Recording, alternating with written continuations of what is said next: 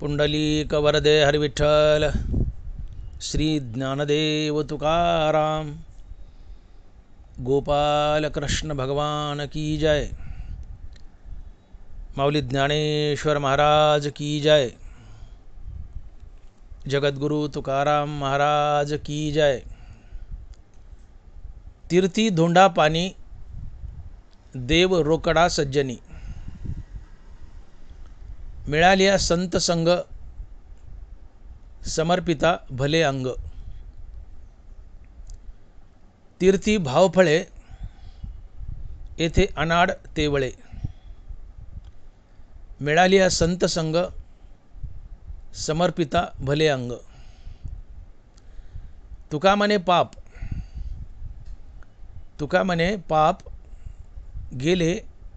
गेल्या कळे ताप, मिळालिया संत संग समर्पिता भले अंग।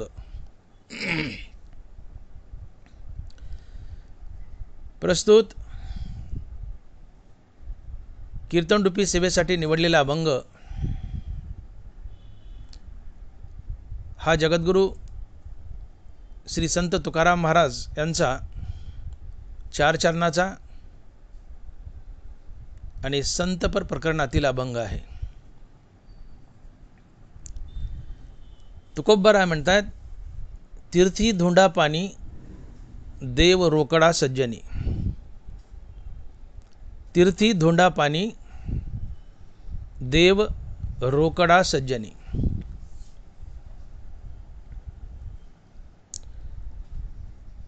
तीर्थात धोंडा आणि पाणी आहे आणि देव सज्जनामध्ये रोकडा आहे।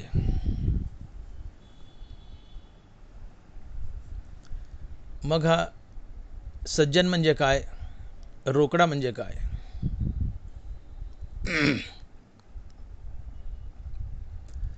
सज्जन म्हणजे संत। सज्जन म्हणजे संत।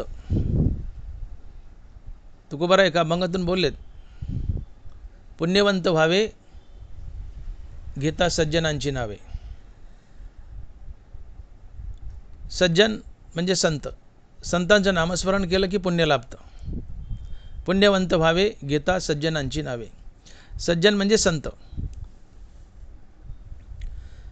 तुम्ही सज्जन या शब्दाचा विग्रह करा। सज्जन या शब्दाचा विग्रह करा।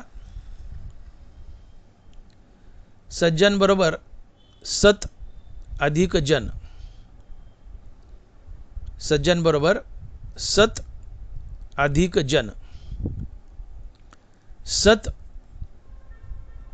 म्हणजे जो सातत्याने सत्य वागतो तो सत, आणि जन म्हणजे माणूस।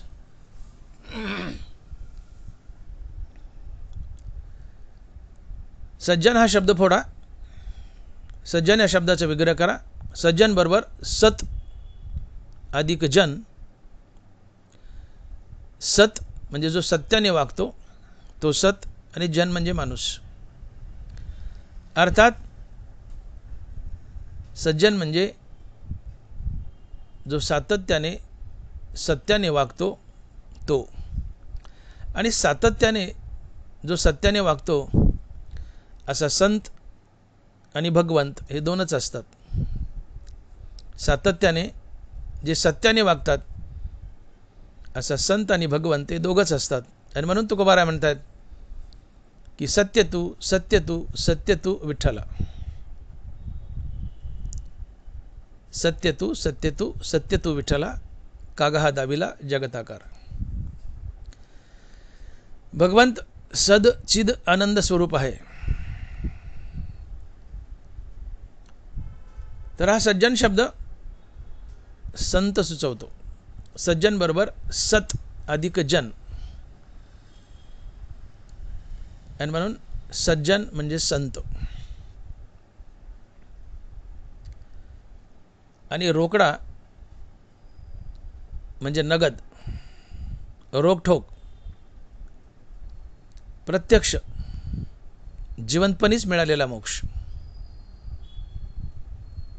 रोकडा म्हणजे कॅश, रोखठोक, नगदी, प्रत्यक्षात मिळालेला, जिवंतपणीच मिळालेला, असे रोकडा या शब्दाचे अनेक अर्थ होतात. एकच अर्थ सांगायचा असेल तर रोकडा म्हणजे नगदी. नगदी उदाहरण नगदी असतं ना, त्यात रोकडा म्हणजे नगदी. तर या अभंगामध्ये तुकोबारायांनी तीर्थात असलेला देव आणि संतांमध्ये असलेला देव यात तुलना केली आहे. अर्थात तीर्थात दगडामध्ये वास करणारा देव आणि संत या दोघांमध्ये तुकोबारायांनी तुलना केली आहे. महाराज म्हणतात, तीर्थी धोंडा पाणी. तीर्थात धोंड्याच्या रूपात देव आहे, तो मोक्ष देण्यास उधार आहे. उधार, उदार नाही, उधार. तीर्थात जो धोंडा आहे त्यात देव वास करतो, पण तो मोक्ष देण्याच्या बाबतीत उधार आहे. आणि संत मोक्ष देण्याच्या बाबतीत नगदी आहेत. नगदी, कॅश, लगेच, जिवंतपणीच. संत तुम्हाला जिवंतपणीच मोक्ष देतात. दुकानात गेले असते ना, उधार, नगद, आज नगद, कल उधार, ते उधार आणि नगद. तर तीर्थातला देव मोक्ष देण्याच्या बाबतीत उधार आहे आणि संत मोक्ष देण्याच्या बाबतीत नगद आहेत. तात्काळ, लगेच, तात्काळ, प्रत्यक्ष, रोखठोक, नगद. अशी अभंगामध्ये तुकोबारांनी तुलना केली आहे. तीर्थी धोंडा पाणी, देव रोकडा सज्जनी. तीर्थातील देव मोक्ष देतो, पण मोक्ष देण्याच्या बाबतीत उधार आहे. संतही मोक्ष देतात, पण संत मोक्ष देण्याच्या बाबतीत नगद आहेत, रोखठोक आहेत, प्रत्यक्ष आहेत. संत जिवंतपणीच मोक्ष देत आहेत.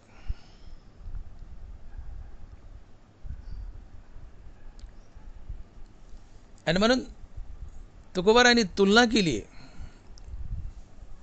की तीर्थातला देव आणि संतातला देव. बरे, तीर्थ म्हणजे तरी नेमकं काय? तीर्थ हे एक पवित्र स्थान असते, जिथे देव दगडाच्या रूपात व तीर्थ पाण्याच्या रूपात राहते. तीर्थक्षेत्र म्हणजे एक पवित्र क्षेत्र, एक पुण्यक्षेत्र, की जिथे देव दगडाच्या रूपात राहतो आणि तीर्थ पाण्याच्या रूपात राहते. त्याला तीर्थक्षेत्र म्हणतात. मग अशा तीर्थक्षेत्राच्या ठिकाणी लोक भक्तिभावाने देवाची पूजा व स्नान करतात, पुण्य मिळवतात आणि इतर काही बरंचसं देवाला मागतात.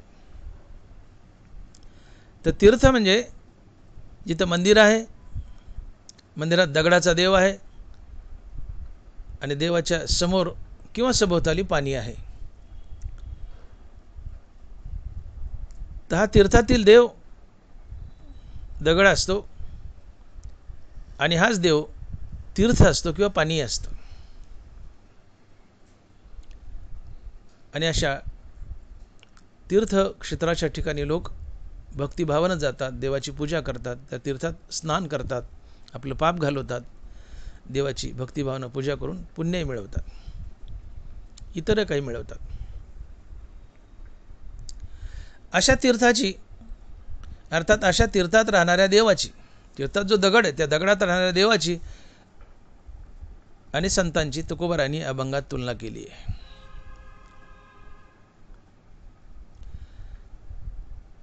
ठीक आहे, देव आणि संत यांची तुलना केली, मग संत नेमकं कोणाला म्हणावं? संत म्हणजे नेमकं कोण?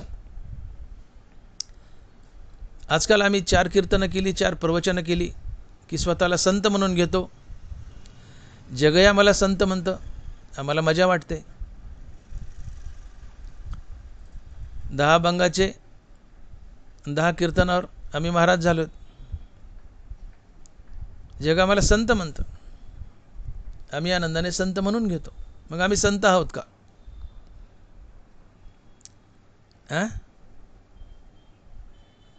तर संत म्हणजे ज्याच्यापाशी निष्काम कर्म आणि निष्काम हरिनाम आहे. या निष्काम कर्मानं आणि निष्काम हरिनामानं ज्याच्या जीवनात विवेक वैराग्य आहे, ज्याच्या जीवनात विवेक वैराग्य आहे, श्रीगुरूच्या कृपेने ज्याला आत्मज्ञान झाले, जो मुक्त आहे, जो मुक्तीवर भजनयुक्त आहे आणि पांडुरंगानं ज्याचं दास्यत्व केलं आहे आणि ज्याने प्रत्यक्षात पांडुरंग पाहिला आहे, तो संत असतो, इतर दुसरं कोणी नाही. एका जनार्दनी भक्त देव त्यांचा अंकित दास होय.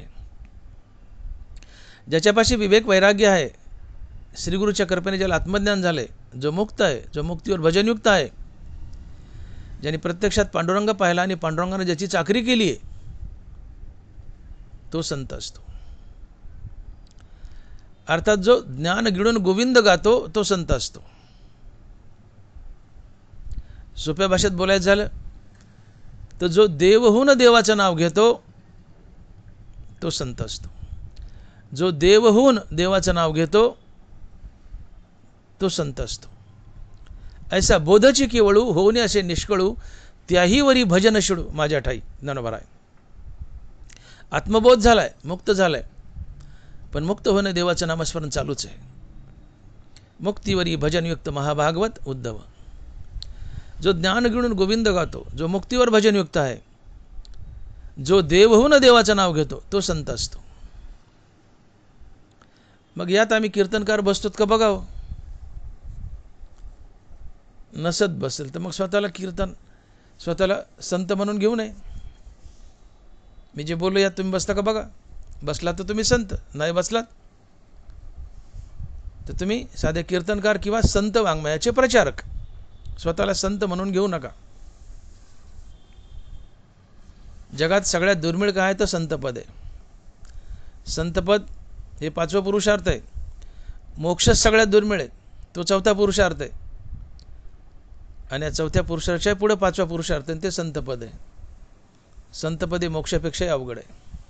4 पुरुषार्थ श्री भक्ती जैसी. संतपदे 5वा पुरुषार्थ आहे, मुक्ती हा 4था पुरुषार्थ आहे. 4थ्यापेक्षा 5वा अवघड असते. मुक्तीचं अवघड आहे तर संतपद त्याहून अवघड आहे. बहु अवघड आहे संत भेटी. तो महात्मा धनुर्धरा दुर्लभो अति ज्ञानोबराय. जगात काही मिळेल, संत लवकर मिळत नाहीत. शेकडो वर्षात एखादा संत होतो, शेकडो वर्षात. या सृष्टीत अमृत आणि परीस जसा दुर्मिळ आहे तसे संत दुर्मिळ असतात. शेकडो वर्षात एखादा संत होतो. म्हणून तुम्ही आम्ही संत वाङ्मयाचे प्रचारक आहोत. स्वतःला संत म्हणून घेऊ नये. लोकांनी कीर्तनकारला संत म्हणू नये. त्यांनी संत म्हटलं तर आपण आनंद मानू नये आणि आपणही स्वतःला संत म्हणून घेऊ नये. म्हणून जो देवहून देवाचं नाव घेतो तो संत असतो. आणि असा संत हा प्रत्यक्ष चालता बोलता भगवान श्रीकृष्ण असतो. नाथ महाराज लिहित आहेत, संत ते प्रत्यक्ष पुरुषोत्तम, ते चालते बोलते परब्रह्म. ज्ञानोबराय लिहित आहेत की संत हा चालतं बोलतं ज्ञानाचं प्रतिबिंब असतं. संत हा चालतं बोलतं ज्ञानाचं प्रतिबिंब असतं. चालतं बोलतं ज्ञान असते, चालता बोलता देव असतो. देवते संत, देवते संत, निमित्त त्या प्रतिमा. देव आणि संत यांच्यात फक्त शरीराचा भेद असतो. आत्मिक दृष्ट्या ते एकच असतात. ते चालते ज्ञानाचे बिंब तयाचे अवयव सुखाचे कोंब एरे माणूस पण हे भांब लौकिक भागू. बरोबर आहे. संत म्हणजे चालतं बोलतं ज्ञानाचं बिंब असते. ते चालते ज्ञानाचे बिंब तयाचे अवयव सुखाचे कोंब. तो माणसासारखा दिसतो पण माणूस नसतो. ते चालतं बोलतं ज्ञानाचं बिंब असते. संत म्हणजे चालता बोलता भगवान श्रीकृष्ण असतो. संत ते प्रत्यक्ष पुरुषोत्तम, ते चालते बोलते परब्रह्म. तात्पर्य देव आणि संत एकच असतात. देव ते संत निमित्त त्या प्रतिमा. पण तरीही संतांचं स्थान देवापेक्षा मोठं आहे. संत हे देवाहून मोठे असतात, परंतु देवाच्याच कृपेने संत देवापेक्षाही मोठे असतात आणि हे देवाला आवडतं. कारण संत हे भगवंताची विश्वातली सर्वात प्रिय वस्तू आहे. आणि पुत्रे मी सर्वगुणी जिनावा हे बापा शिरानी तरी ते शारंग पाणी फळाली. तसे देवाचे शक्ती पार्थ देवाची भोवती परी माने स्तुती गौरव असे. अर्जुन भगवान श्रीकृष्णाच्या कृपेनेच भगवान श्रीकृष्णापेक्षा जास्त बलवान होता आणि हे देवाला आवडायचं. अर्जुन भगवान श्रीकृष्णापेक्षा जास्त बलवान आहे असं कोणी म्हणलं तर याचा आनंद देवाला व्हायचा. तसे देवाची शक्ती पार्थ देवाची भोवती परी माने स्तुती गौरव असे. माझा अर्जुन माझ्यापेक्षा जास्त बलवान आहे असं कोणी म्हटलं, देवाने ऐकलं तर देवाला आनंद व्हायचा. अर्जुन देवाच्या कृपेने देवापेक्षा जास्त बलवान होता आणि याचा आनंद देवाला व्हायचा. संत देवाच्या कृपेनेच देवापेक्षा जास्त मोठे असतात आणि याचा आनंद देवाला होतो. मुलगा बापाच्या कृपेनेच बापापेक्षा मोठा असतो पण त्याचा आनंद बापाला होतो. आणि पुत्रे मी सर्व गुणी जिनावा हे बापा शिराणी तरी ते शारंग पाणी फळाली. तात्पर्य संत हे देवाच्या कृपेने देवापेक्षा मोठे असतात आणि हे देवाला आवडतं. संत देवापेक्षा मोठेत असं कुणी म्हणलं त्याचा आनंद देवाला होतो. मुलगा बापापेक्षा मोठा निघालाय, बापसे बेटा सवय, त्याचा आनंद बापाला होतो. तसं संत देवापेक्षा मोठे असं कोणी म्हटलं तर आनंद देवाला होतो. आणि मग तुकोबाराय म्हणतात की तुका म्हणे आम्ही देवाहुनी बळी, तुका म्हणे आम्ही देवाहुनी बळी, राहिलो निराळी टाकून आशा. तुकोबाराय म्हणतात आम्ही देवाच्या कृपेनेच देवापेक्षाही बलवान आहोत.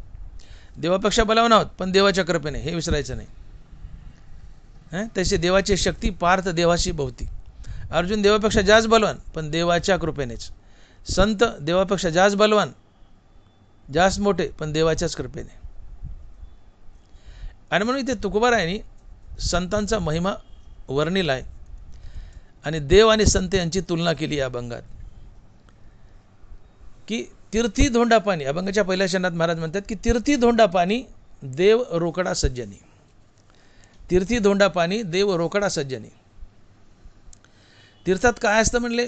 दगड असतो, धोंडा असतो आणि त्या धोंड्यामध्ये देव विराजमान असतो आणि सभोवताली पाणी असतं आणि त्या पाण्याच्या रूपाने तिथं देव असतो. तीर्थात धोंडा पाणी आहे, धोंड्या पाण्याच्या रूपात देव आहे. तीर्थात देव आहे, संतही देवच आहेत. पण यात मोठं कोण आहे मोक्ष देण्याच्या बाबतीत? तर तुकोबाराय म्हणतात संत मोठे आहेत मोक्ष देण्याच्या बाबतीत. देवही मोक्ष देऊ शकतो पण देव उदार आहे. उदार नाही, उदार देव उदार आहे. संत नगद आहेत, रोकडे आहेत. तीर्थी धोंडा पाणी देव रोकडा सज्जनी.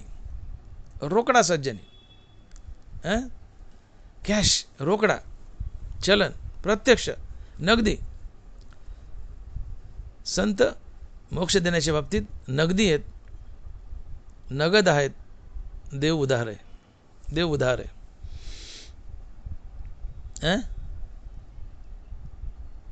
नरबाराय लिहित आहेत की तीर्थ आणि संत मोक्ष देण्याच्या बाबतीत यांच्यात काय फरक आहे आणि कोण मोठं आहे? माऊली लिहित आहेत की मोक्ष देवनी उदार काशी होय कीर,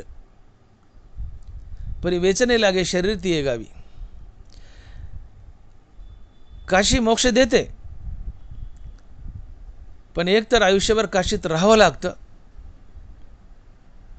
किंवा काशीच्या गंगेच्या डोहात उडी मारून जीव द्यावा लागतो. काहीतरी एक करावं लागतं. मोक्ष देवनी उदार काशी होय कीर, परी वेचणे लागे शरीर ती ये गावी. आयुष्यभर काशीत राहावं लागतं, काशी सोडायचीच नाही.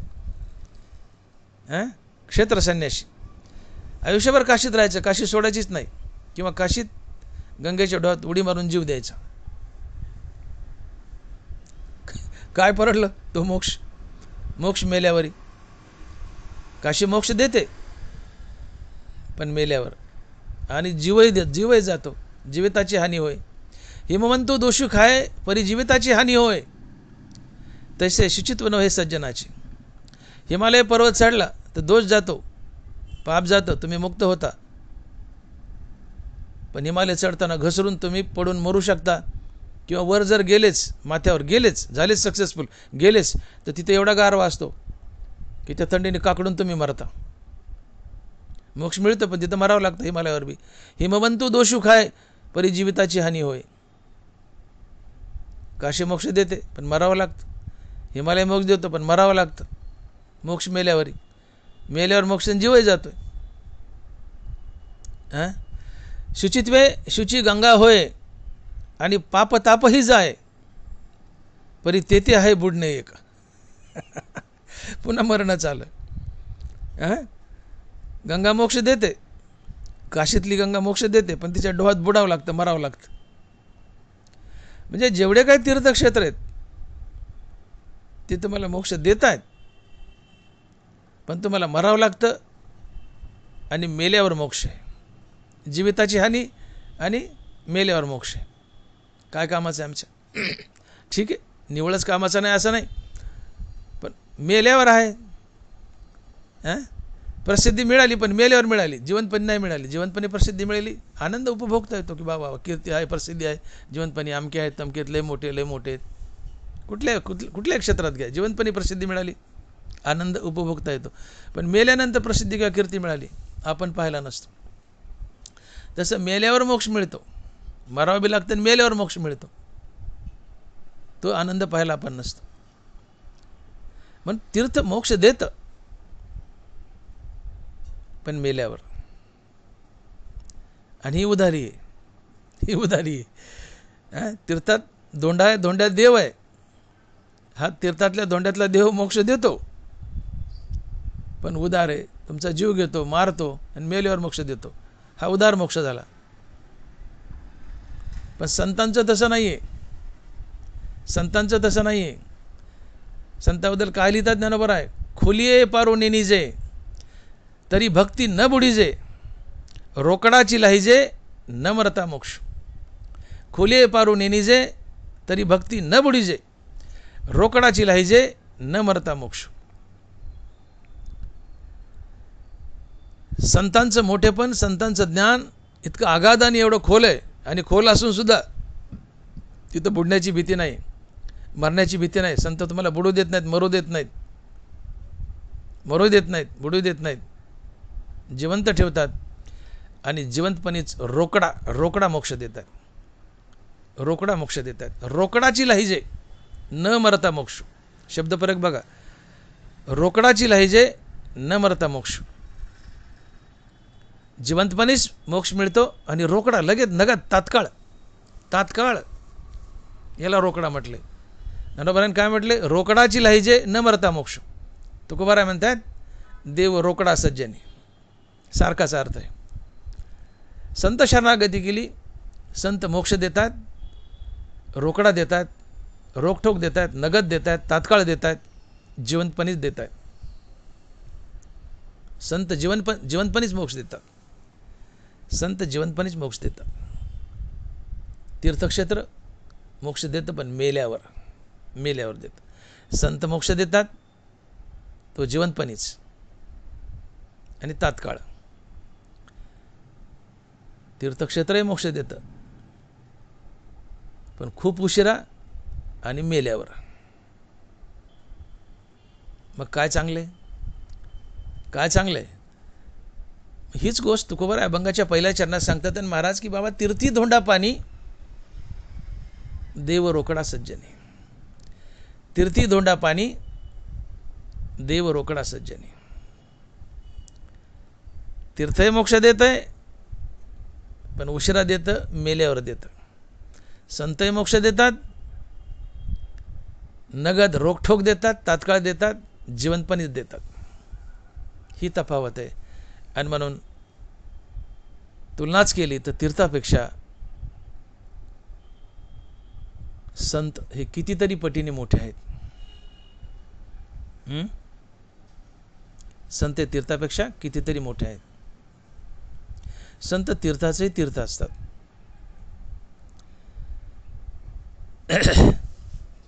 तीर्थासी कुवासा जयाचे असणे का. संत तीर्थाचेही तीर्थ आहेत. आणि मग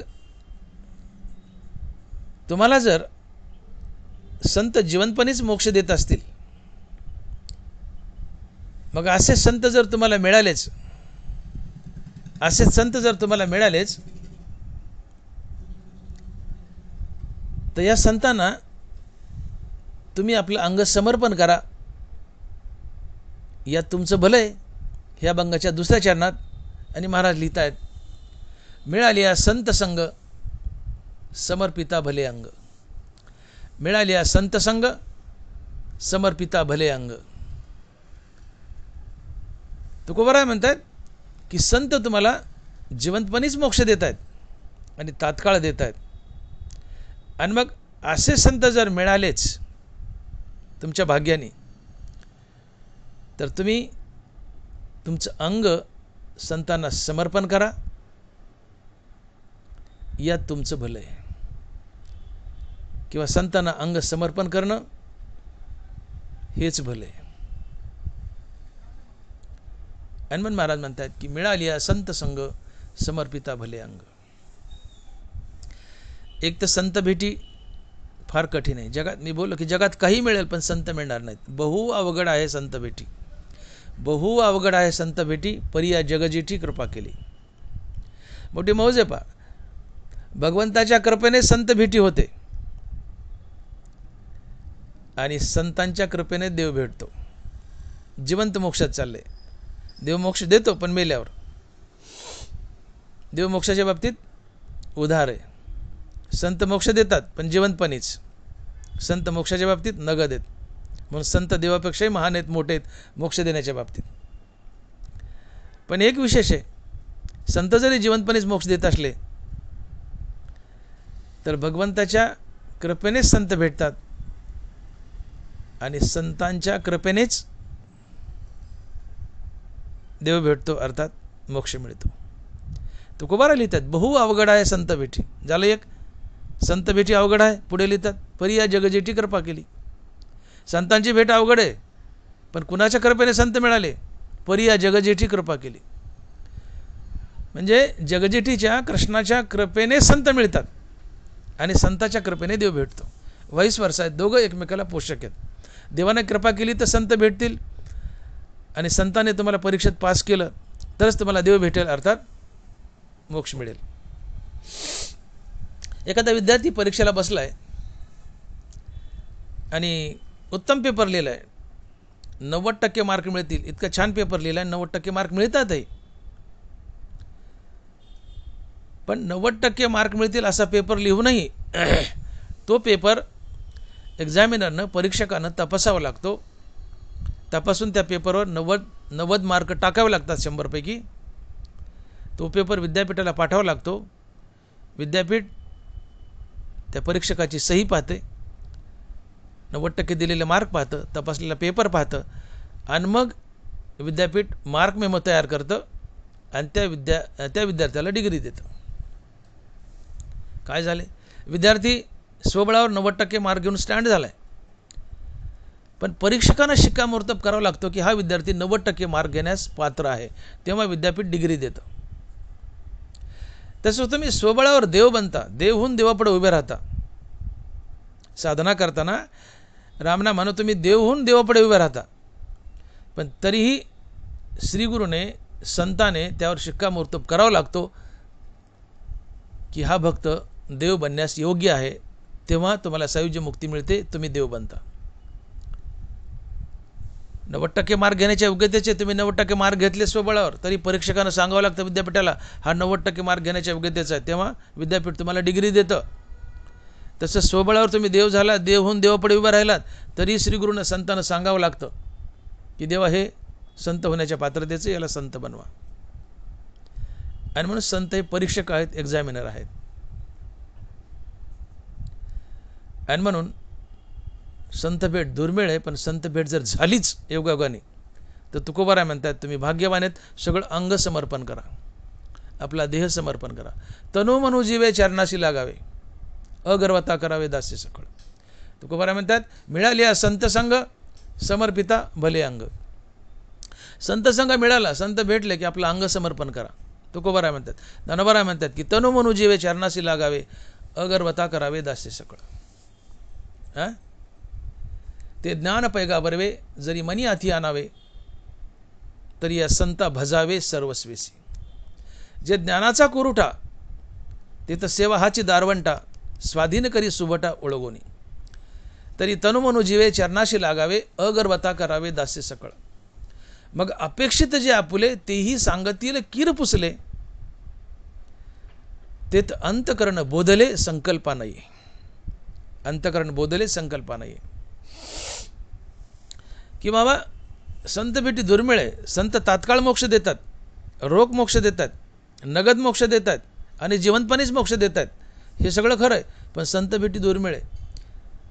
आणि तुझ्या पुण्याईनं तुकोबाराय बोलले की तिळतिळ पुण्य साचा पडे, तरी ते बहुता जन्मी जोडे, वाचेसी नाम तुझे आतोडे, समागम घडे संतांचं. तिळतिळ तिळतिळ तिळतिळ पुण्य साठवावं लागतं अनेक जन्मात. या पुण्याच्या बळावर तोंडात देवाचं नाव येतं आणि या पुण्याच्या बळावर तुम्हाला संतांची भेट होते, समागम घडे संतांचं. पुण्याच्या बळावर तुम्हाला संत भेटलेच. तर ज्ञानोबाराय म्हणतात, तुकोबाराय म्हणतात आपलं तन मन धन सगळं सगळं तनुमनु जीवे, आपलं अंगच त्यांना समर्पण करा, त्यांची सेवा करा, त्यांची चाकरी करा, त्यांचं अंगण झाडा, पाणी भरा, पूजेचं साहित्य आणून द्या, त्यांची चरण सेवा करा. आपल्याकडे फार पद्धत आहे बघा. एखाद्या वेळेस एखादा महाराज जर आला तर व्हॉट्सअपवर मेसेज जातो, 200-400 400-500 जे काही भक्तगण असतात की सगळे भरा भरा भरा मावळाच्या मासासारखे गोळा होतात आणि कचा कचा कचा कचा त्या महाराजाचं अंग दाबतात, त्याचं अंग खिळखिळ करून टाकतात. कचा कचा महाराजाचं अंग दाबणं म्हणजे ही संत सेवा आहे असं नाही आहे. अहो त्याला त्रास होईल असं जर वागले ती संत सेवा कसली आहे? ठीक आहे, थोडीफार चरणसेवा हलक्या हाताने पाय दाबणं ठीक आहे, पण कचा कचा ढोपरं खुबे बरगाड्या फरगाड्या जे जे असेल ते कचा कचा दाबायचं, माड्या पिंड्या बेजार करायचं, त्याला खिळखिळ करायचं अंग. का तर एवढं दाबल्यावर महाराजची सेवा करते आम्हाला मोक्ष मिळतो, किंवा आमचं कल्याण होतं, किंवा आमचा व्यवसाय धंदा उदयाला येतो. हे अशा भ्रामक कल्पना आहेत. ठीक आहे, एक सेवा म्हणून चरणसेवा करा, थोडी पाणी भरा, फुलं द्या, अंगण झाडा, स्वयंपाक करा, जीव घाला, उष्टमाष्ट काढा. ही शारीरिक सेवा तर करा, पण खरी संत सेवा आहे संत वचनाप्रमाणे वागणे.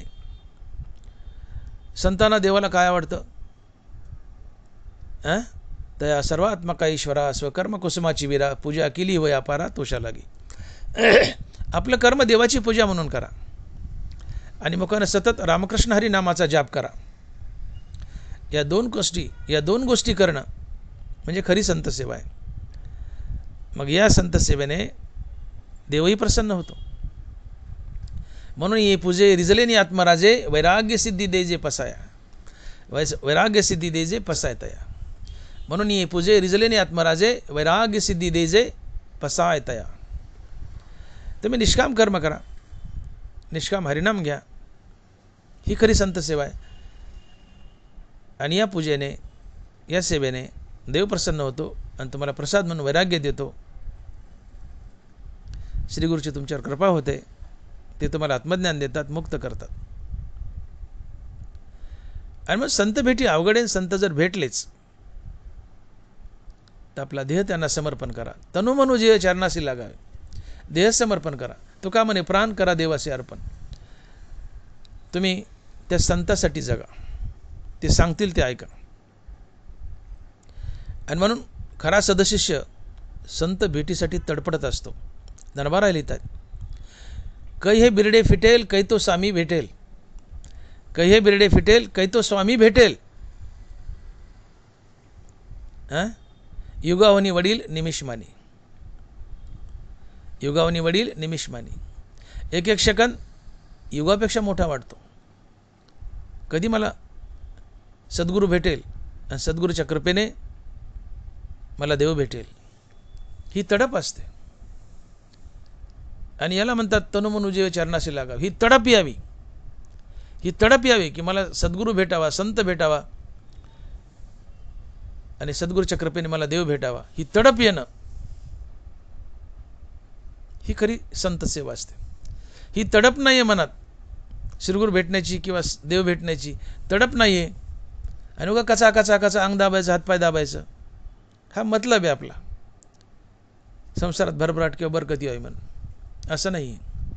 समर्पण हवं आहे. आता जगेल संतासाठी, मरेल संतासाठी, सर्वस्व. अगर्वता करावे दास्य सकळ.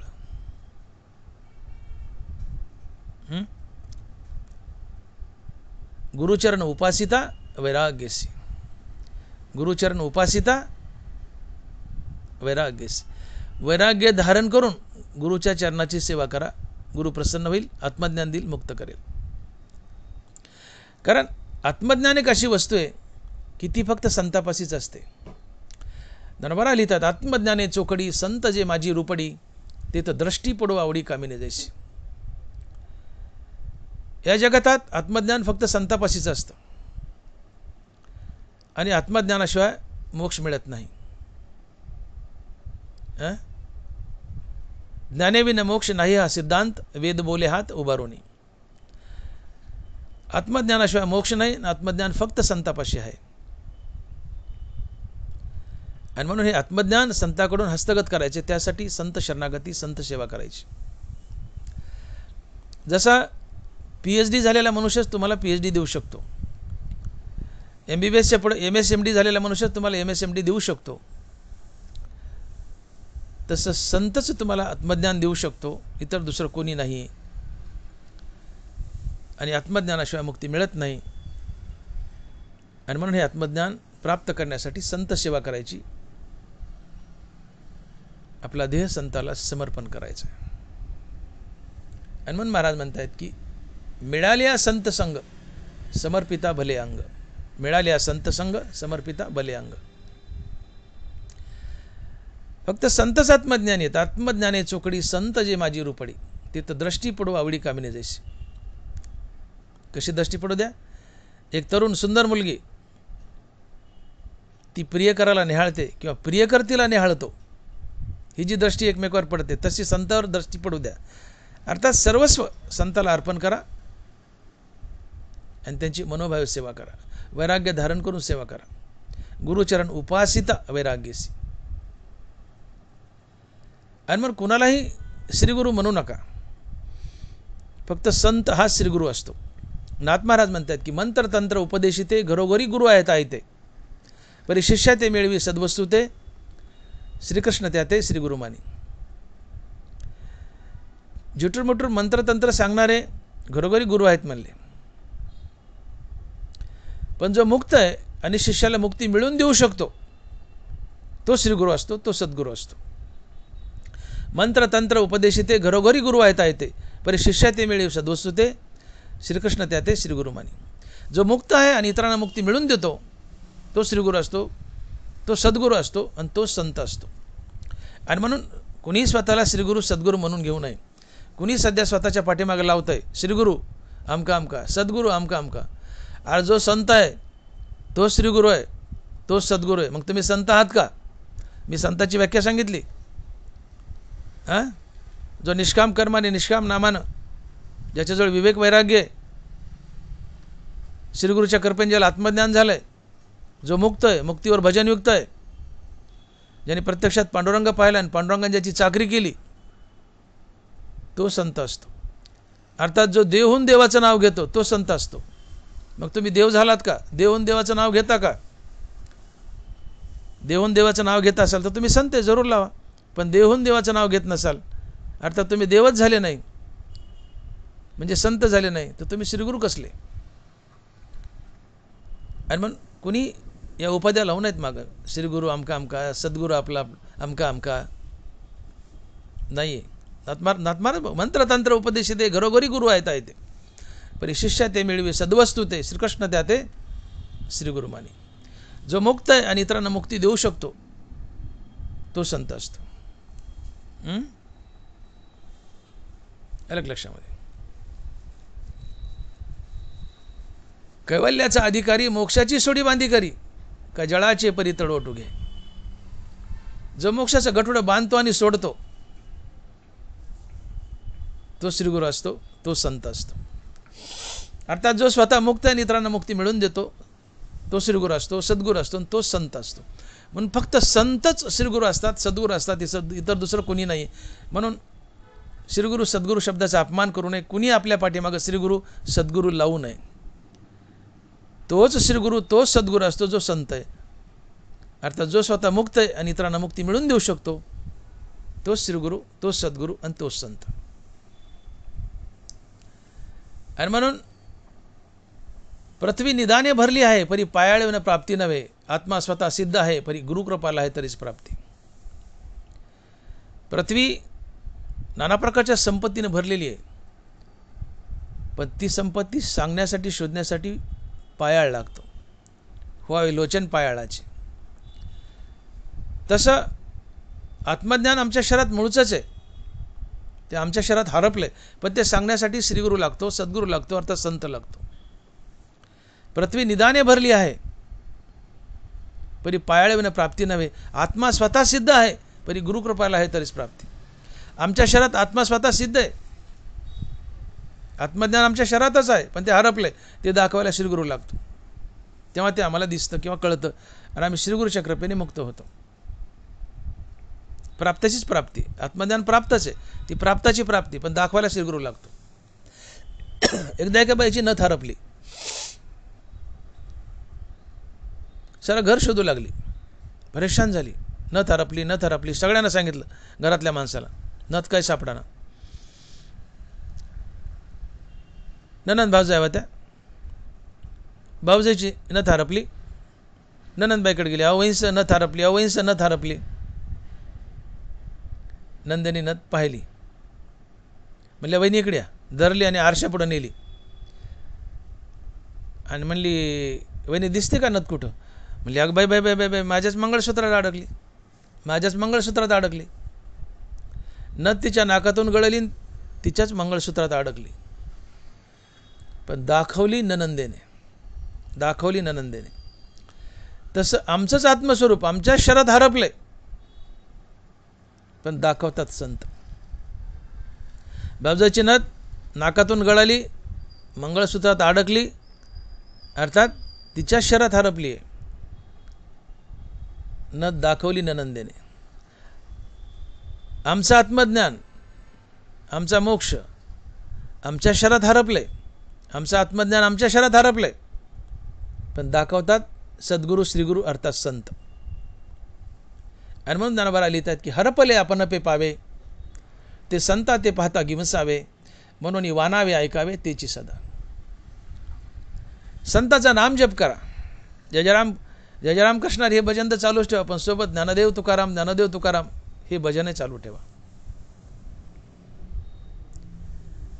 या ज्ञानदेव तुकाराम यांच्या नाममंत्रानं, भजनानं, त्यांच्या सेवेनं ते प्रसन्न होतील आणि तुमच्या शरीरात हरपलेला मोक्ष, तुमच्या शरीरात हरपलेलं आत्मज्ञान ते तुम्हाला दाखवतील. म्हणून ज्ञानोबा म्हणतात की हरपले आपण पे पावे, ते संता ते पाहता गिमसावे, म्हणून वानावे ऐकावे तेची सदा. संत शरणागती करा, संत शरणागती करा, संत सेवा करा, संताला देह समर्पण करा, का तर संताविना प्राप्ती नाही असे वेद देती गाई. आणि म्हणून संत या विश्वातील सर्वात सर्वात महान गोष्ट आहे, सर्वात महान पद आहे. संतापेक्षा जगात कुणी मोठं नाही. संत देवापेक्षाही मोठे आहेत, पण देवाच्याच कृपेने, देवाच्याच कृपेने. म्हणून तुकोबारा बोलतात, तुकोबारा बोलतात, तुका म्हणे आम्ही देवाहुनी बळी, तुका म्हणे आम्ही देवाहुनी बळी राहिलो निराळी सांडूनी आशा.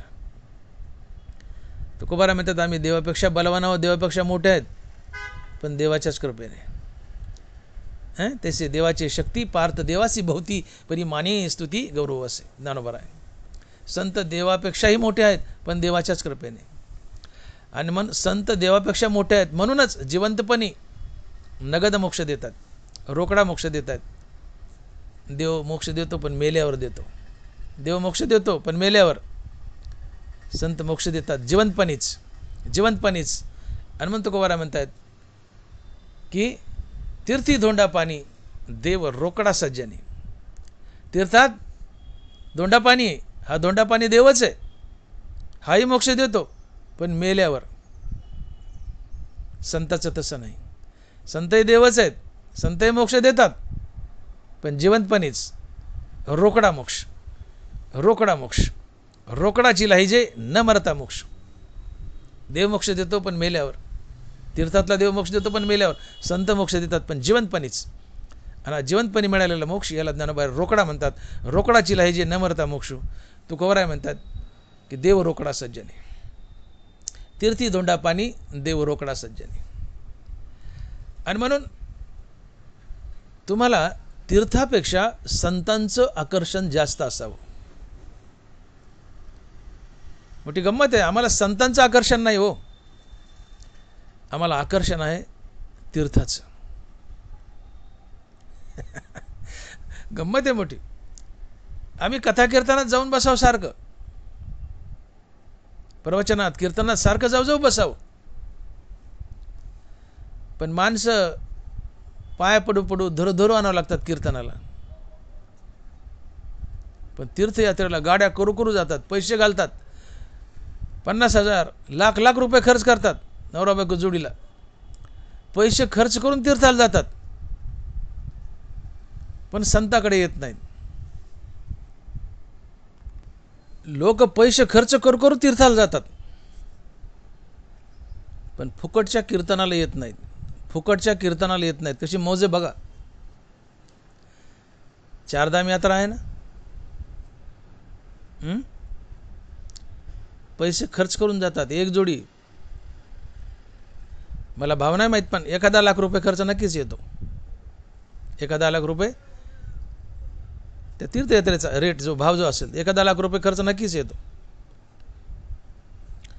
लाख लाख रुपये देऊन तीर्थयात्रेला जातात की ज्या तीर्थयात्रेतला देव तुम्हाला मेल्यावर मोक्ष देतो, पण ज्या कीर्तनातला देव अर्थात संत तुम्हाला जिवंतपणीच मोक्ष देतात. ते कीर्तन फुकट आहे. फुकटचं कीर्तन ऐकायला येत नाहीत आणि पैसे देऊन तीर्थाला जातात.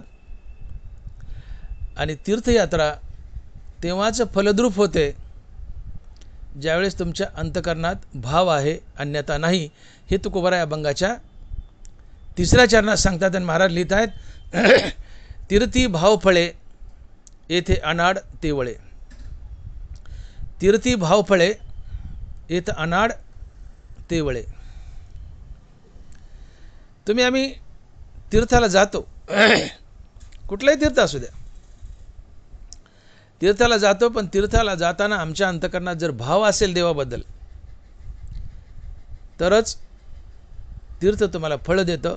मग ते कुठल्याही रूपात असो तरच तुम्हाला तीर्थ फळ देतं, अन्यथा नाही. तुम्ही तीर्थाला गेलात, जाताना तुमच्या अंतकरणात त्या तीर्थाबद्दल, त्या तीर्थातल्या देवाबद्दल शुद्ध भाव असावा, तरच ती तीर्थयात्रा सफल होते, अन्यथा नाही. आणि म्हणून ज्ञानोबा लिहित आहेत की त्रिवेणी संगमी नाना तीर्थे भ्रमी, चित्त नाही नामी तरी ते व्यर्थ.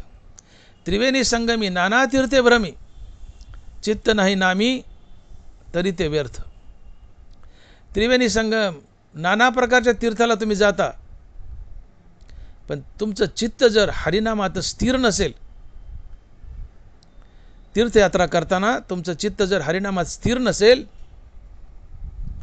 तर ती तीर्थयात्राच व्यर्थ आहे. चित्त नाही नामी तरी ते व्यर्थ. कारण मुखानं नाम घेणं हा देवाबद्दलचा भाव असतो. माझ्या नामाची अति आवडी तया नाव श्रद्धा रोकडी. भगवंताचं अति आवडीने नामस्मरण करणं ही श्रद्धा असते आणि हाच भाव असतो. काही न आवडणं, फक्त देव आणि देवाचं नाव आवडणं हाच भाव असतो, ही श्रद्धा असते, हेच प्रेम असतं. आणि असा भाव जर अंतःकरणात असेल, तुम्हाला फक्त देवाचंच नाव आवडते, बाकी काय आवडत नाही. तुम्ही फक्त देवाच्याच भेटीसाठी तीर्थाला चाललात आणि देवाचं नाव घेत चाललात, तुम्हाला फक्त देवाचंच नाव आवडतं, देवच आवडतो, हा भाव असतो. आणि असा भाव धरून जर तीर्थाला गेलात तरच तीर्थयात्रा फलद्रूप होते, अन्यथा नाही.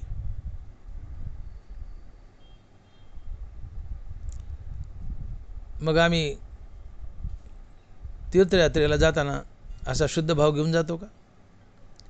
नाथ महाराज तीर्थयात्रेची व्याख्या सांगताना भागवतात लिहित आहेत की तुम्ही तीर्थयात्रेला निघालात आणि घरातून पहिलं पाऊल उचललं की राम म्हणावं आणि तीर्थयात्रा करून घरी परत येईपर्यंत रामनाम चालूच ठेवावं. ही तीर्थयात्रा असते आणि हीच तीर्थयात्रा सफल होते, हीच तीर्थयात्रा तुम्हाला फळ देते, अन्यथा ती तीर्थयात्रा व्यर्थ आहे. चित्त नाही नामी तरी ते व्यर्थ. तुम्ही पिशवी उचलली आणि तीर्थयात्रेला चाललेत, कोणतंही तीर्थ असो, तीर्थाला चाललेत, राम म्हणावं, राम म्हणत जावं, राम म्हणत यावं, घरी आल्यावर विसावा घ्यावा, ही तीर्थयात्रा सफल होते. अर्थात तीर्थयात्रेला जाताना आणि येताना आणि तीर्थातही राम राम म्हणत जावं, राम राम म्हणत यावं. हा त्या तीर्थाबद्दलचा, तीर्थातील देवाबद्दलचा भाव आहे. आणि असा भाव असेल तरच तीर्थयात्रा सफल होते, अन्यथा नाही. आणि म्हणून महाराज लिहितात की तीर्थी भाव फळे येथे अनाड ते वळे. तीर्थी भाव फळे येथे अनाड ते वळे. तीर्थाला जाताना येताना तीर्थात सारखं रामकृष्णाने म्हणत राहावं. तुम्हाला फक्त देवाच्या नावाचीच गोडी असावी, बाकी काही आवडू नये, फक्त नाम आवडावं आणि नाम घेत जावं, नाम घेत यावं, हा भाव असतो. आणि असा भाव असेल देवाबद्दल तरच ती तीर्थयात्रा सफल होते, फळ देते, अन्यथा नाही, ती निष्फळ ठरते तीर्थयात्रा. म्हणून महाराज लिहितात बरोबर, त्रिवेणी संगमी नाना तीर्थे भ्रमी, चित्त नाही नामी तरी ते व्यर्थ. बाबा तू कोणत्याही तीर्थाला जा, पण पिकनिक म्हणून, ट्रिप म्हणून, मजा म्हणून गेला असतं ते व्यर्थ आहे रे बाबा, काही कामाचं नाही म्हणले. आणि आजकाल तीर्थयात्रा पिकनिक झाली, सहल झाली, मजा झाली, मौज झाली. आणि मोठ्या मोठ्या दिमागाने सांगतात लोक, आपण सगळे देव केले बाबा, आपण सगळे देव केले बाबा, एकही देव राहिला नाही. 4 धाम यात्रा केली, अष्टविनायक केले, 12 ज्योतिर्लिंग केले, सगळे देव केले बाबा, आपलं काही राहिलं नाही. आणि देवाला जाताना एकदा देवाचं नाव घेतलं नाही, माघारी येताना एकदा देवाचं नाव घेतलं नाही, फक्त मस्तक आपटून आला देवाच्या चरणावर आणि आपण सगळे देव केले बाबा. ज्ञानोबा म्हणतात ते व्यर्थ आहे. ज्ञानोबा म्हणतात व्यर्थ आहे.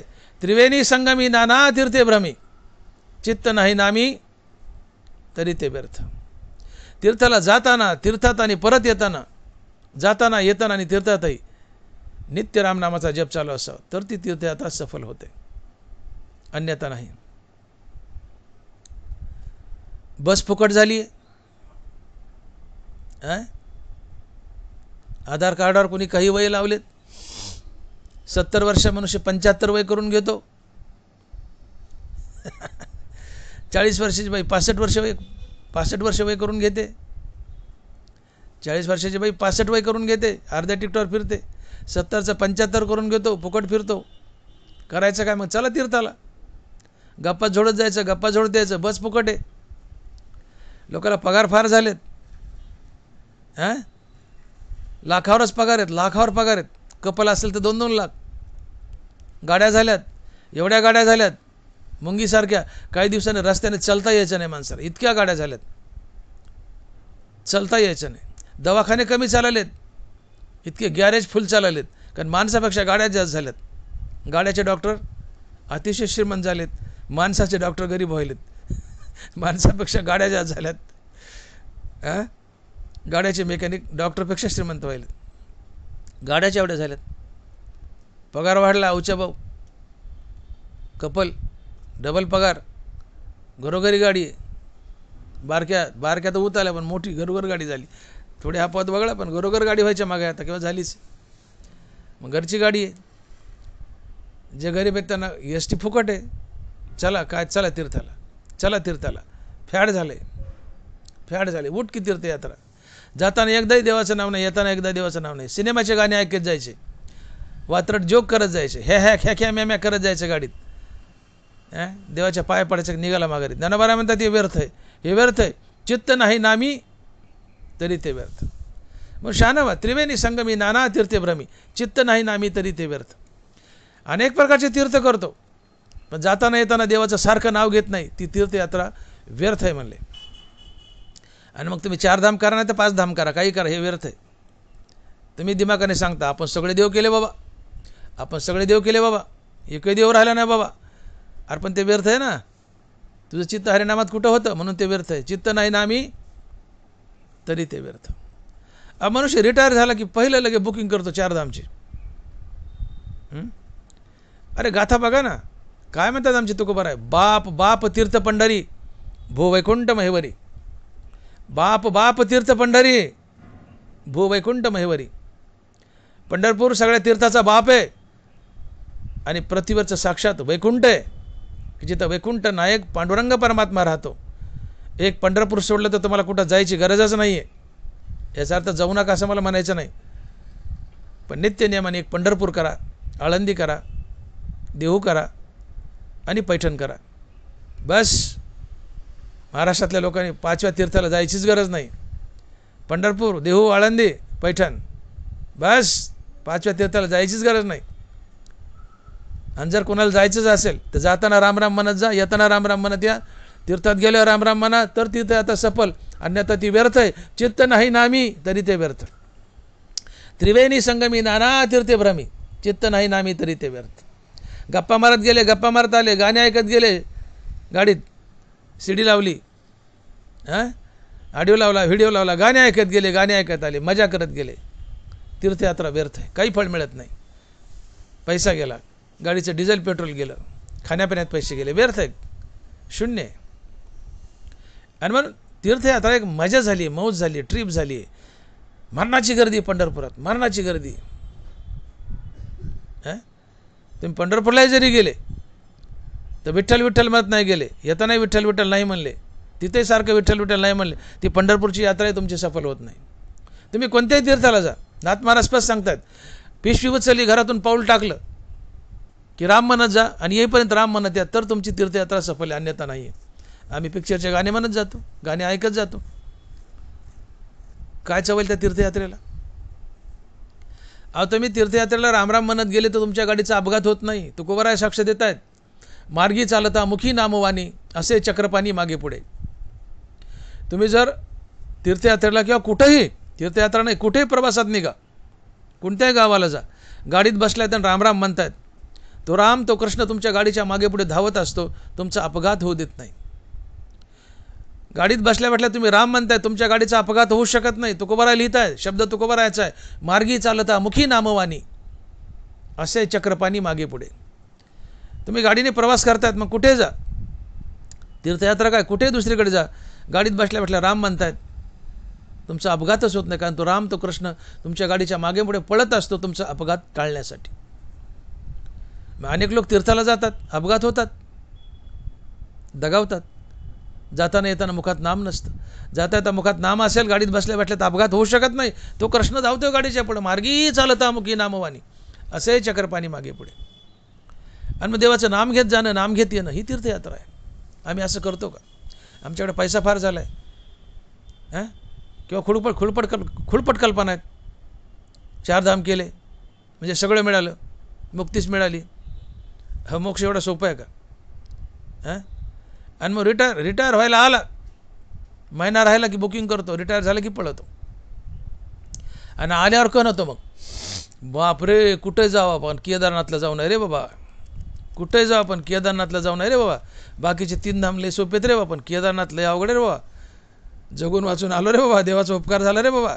ते घोडे, त्या घोड्यावर बसून जायचं किंवा डोल्या, ते घोडे 1000-1000 2,000 फूट खोलीच्या दऱ्यात, त्या घोड्याचा पाय घसरला की घोडण तुम्ही दरीत, तिथंच तुमचं खलास रामनामसत. कठीण आहे. अहो आत्ता झाले, जुन्या काळात का 4 धामच होतं का? 100 वर्ष मागे जा, जेव्हा गाड्या घोड्या नव्हत्या, लोक काय ते 4 धामला जात होते का? करणारचा व्यवसाय झाला आहे, जाणारच्या डोक्यात फॅड आहे. चारधाम केले, देव भेटतो नाही. ज्ञानोबा म्हणतात, चित्त नाही नामी तरी ते व्यर्थ, चित्त नाही नामी तरी ते व्यर्थ. तीर्थाला जाताना एकच उद्देश असावा, देवाचं नाव घेणं आणि देवाची प्राप्ती, तर ती तीर्थयात्रा सफल आहे. सेना महाराजासारखा महासंत, सेना महाराज एकदा पंढरपूरला गेले. संताची ही परिस्थिती, तुमच्या आमचं साधारणचं काय घेऊन बसले. संत सेना महाराज एकदा पंढरपूरला गेले, चंद्रभागेत स्नान केलं आणि चंद्रभागेत एक लंबोळा गोटा सापडला. सेना महाराजांनी उचलला आणि पिशवीत टाकला. म्हणले बरं आहे, म्हणले वस्त्र लावायला चांगलं आहे. म्हणले सेना महाराज डोई करायचे, वस्त्र लावायला चांगलं आहे म्हणले, गुळगुळीत गोटा आहे. टाकला पिशवीतून आणि गेले पांडुरंगाच्या दर्शनाला. आता संत म्हणलं की पांडुरंग आणि संत प्रत्यक्षात बोलायचे. सगळे संत त्या काळातले, संताची मांदेळी, ज्ञानोबाच्या काळातले संत ते पांडुरंगाच्या पुढे गेले. प्रत्येक वेळेला पांडुरंगाने बोलावं, हसावं, आला का सेना, कसं चाललंय, बरं चाललं, चौकशी करावी. पण आज सेना महाराज गेले, पांडुरंगाच्या चरणावर मस्तक ठेवले आणि बोलू लागले. देवाने अशी बाजूला तोंड केलं, सेना महाराज तिकडे फिरले. देवाने खाली तोंड केलं, सेना महाराज वाकले. देवाने पुन्हा बाजूला तोंड केलं, सेना महाराज पुन्हा तिकडे गेले. म्हणले देवा झाले का म्हणून नाराज आहेत, मला पण तोंड फिरवायलेत. म्हणले सेना मला सांगतो कशा करता आलाय. म्हणले देवा तुमच्या भेटीला आलोय, दर्शनाला आलोय. म्हणले चूक बोलतोय, चूक बोलतोय. म्हणले हो चूक बोलतोय. म्हणले चंद्रभागेत तू काय केलं. म्हणले काही नाही देवा, स्नान केलं. काय उचललंस. मग लक्षात आलं. म्हणले देवा गोटा उचलला वस्त्र लावायला. अरे तू गोटा न्यायला आलास, तू मला भेटायला आलास का.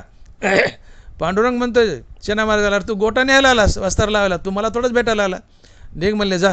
जेव्हा मला भेटायला येशील, जेव्हा फक्त मलाच भेटायला येशील तेव्हा मी हसलन आणि बोलन. म्हणले तू गोटा न्यायला आला. म्हणले आज चुकलं. म्हणले देवा. सेना महाराज माघारी गेले. पुन्हा दुसऱ्यांदा आले, महिना 2 महिन्यांनी आले. म्हणले देवाला आवडलं नाही बाबा, ते गोटा टाकून द्यावा. पुन्हा चंद्रभागेत स्नान केलं आणि तो गोटा चंद्रभागेत टाकला. पुन्हा गेले पाय पडायला, देवाच्या पायावर मस्तक ठेवलं. देवाने पुन्हा तोंड बाजूला फिरवलं. म्हणले देवा आता काय झालं, गोटा टाकून दिला ना. म्हणले सेना तू कशाला आलास. म्हणले तुमच्या पाय पडायला. चूक. म्हणले देव म्हणते चूक का. म्हणले या बारीन तू गोटा टाकायला आलास. मागच्या बारीन गोटा उचलायला आलास, या बारीन गोटा टाकायला आलास. मला भेटायला कुठं आलास. मला सांगा, देवाचं एवढं बारीक लक्ष आहे. सेना महाराजांनी गोटा उचलला, पांडुरंग म्हणतो तू गोटा उचलायला आलास. सेना महाराजांनी गोटा टाकला, पांडुरंग म्हणतो तू गोटा टाकायला आलास. एवढंही देवाला जमत नाही. तर तुम्ही तीर्थयात्रेत गेल्यावर काय काय खरेदी करता, काय काय टाकून देता, काय गप्पा मारता, काय गाणे ऐकता, काय अशी मजाक असतो, हे देवाला आवडेल का. देवाची स्पष्ट इच्छा आहे, देवाची स्पष्ट इच्छा आहे. तुम्ही तीर्थयात्रेला आले तर फक्त मला आणि मलाच भेटायला यावं, माझ्या आणि माझ्याच प्राप्तीसाठी यावं, माझं आणि माझंच नाव घेत यावं, तर ती तीर्थयात्रा सफल आहे. अन्यथा त्या तीर्थयात्रेला काय अर्थ आहे. त्या तीर्थयात्रेला काही अर्थ नाही.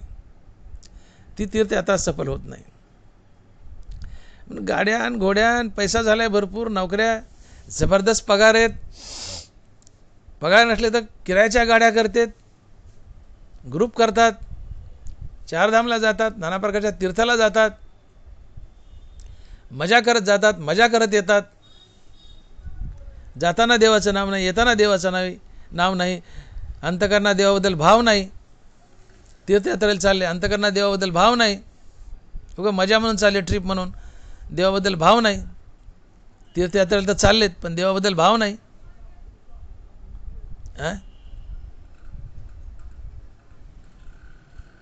तीर्थयात्रेला चाललेत, देवाबद्दल भाव नाही. तुकोबाराय म्हणतायत, तीर्थी भाव फळे येथे अनाड ते वेळे. तीर्थाला चालला तर तुझ्या अंतकरणात भाव असावा. तीर्थाला चालला तुझ्या अंतकरणात भाव असावा.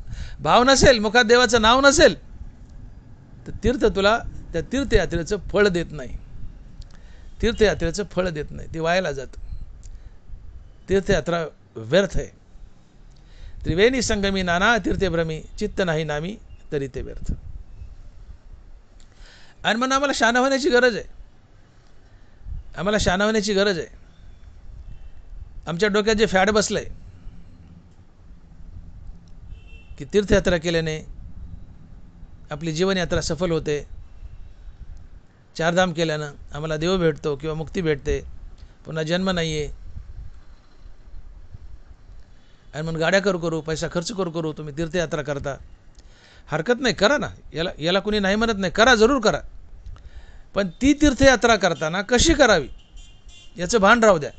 नाथ महाराज म्हणतात तीर्थयात्रेला चाललेत, पिशवी उचलली, घरातून पहिलं पाऊल टाकलं की राम म्हणा, राम राम म्हणत जा. तीर्थातही राम राम म्हणा आणि परत येताना राम राम म्हणत या, तर ती तीर्थयात्रा सफल, ती तुम्हाला फळ देईल. पण तुम्ही जाताना येताना आणि तिथेही रामनाम घेतलं नाही, नुसती सिनेमाची गाणं ऐकत गेली, मजा केली, एन्जॉय केला, हे ख्या म्या केलं, नाथ महाराज म्हणतात, ज्ञानोबा म्हणतात, ती तीर्थयात्रा व्यर्थ आहे. चित्त नाही नामी तरी ते व्यर्थ. अर्थात तीर्थाला जाताना येताना आणि तीर्थात तुमचं चित्त सातत्यानं हरिनामात बांधलेलं असावं, तर ती तीर्थयात्रा सफल होते. मग अशी तीर्थयात्रा आम्ही करतो का? मग नाही तर तिचा उपयोग काय हो? तुम्ही 4 धाम करा नाही तर 5 धाम करा. एक तर तीर्थाला जाताना अपघाताचा धोका, तीर्थाला गेल्यावर अवघड तीर्थ असेल तर ते डोंगर चढताना उतरताना जीवाचा धोका, मरू शकतात माणसं.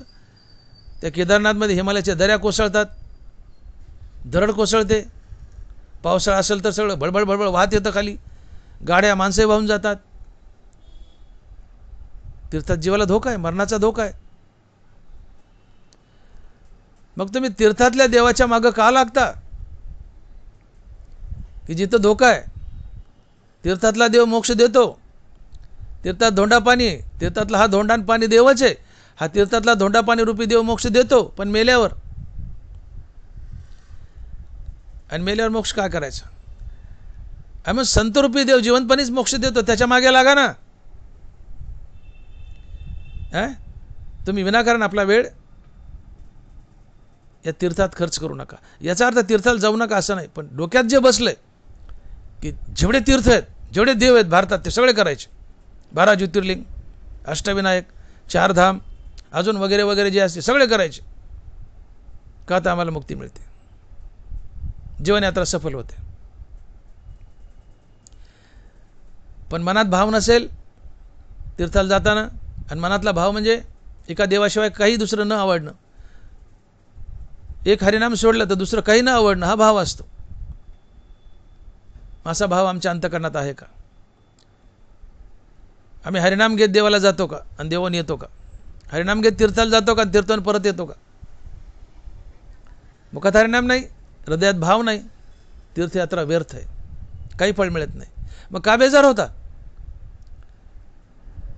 तीर्थयात्रा करायची तर पंढरीची करा ना. मी बोललो ना, पंढरी करा, देव करा, आळंदी करा, पैठण करा, आणि तेही मुखात नामस्मरण धारण करून करा, देवाबद्दल अंतकरणात भाव धारण करून करा. ती तीर्थयात्रा सफल होईल. आणि जगाचा नायक, जगाचा ब्रह्मांड नायक, जगाचा मायबाप पांडुरंग पंढरपुरात उभा आहे. बाप बाप तीर्थ पंढरी, भूवैकुंठ महिवरी. अशा तीर्थाला जा आणि तीर्थाचे नियम पाळून जा, नामस्मरण करत जा, नामस्मरण करत या, तीर्थयात्रा सफल होईल. पण तरी तीर्थातला देव, तीर्थातला जे धोंडा पाणी रूपी देव आहे, त्या देवाला तुम्ही भाव घेऊन जरी गेले तरी तो मोक्ष दिला तरी मेल्यावर देईल, जिवंतपणी नाही. पण संतरूपी देव तुम्हाला जिवंतपणीच मोक्ष देईल. आणि याला तुकोबाराय म्हणतात की तीर्थी धोंडा पाणी देव रोकडा सज्जनी. तीर्थी धोंडा पाणी देव रोकडा सज्जनी. तीर्थातला धोंडा आणि पाणीरूपी देव मोक्ष देईल, पण मेल्यावर उधार मोक्ष. संतरूपी देव जिवंतपणीच मोक्ष देईल, रोकडा मोक्ष देईल. आणि म्हणून तीर्थी धोंडा पाणी देव रोकडा सज्जनी. फारसं तीर्थाच्या मागे लागू नका, संतांच्या मागे लागा. आणि म्हणून कीर्तनात या, प्रवचनात या, हरिभजनात या. कुठेही कीर्तन प्रवचन चालू असेल तर आवर्जून जा, आवर्जून ऐका. आपण बोललो की तीर्थाला जाताना अंतकरणात भाव लागतो तर तीर्थयात्रा सफल होते. परंतु तुम्ही संताकडे गेलात आणि तुमच्या अंतकरणात देवाबद्दल, संताबद्दल भाव नाही आहे,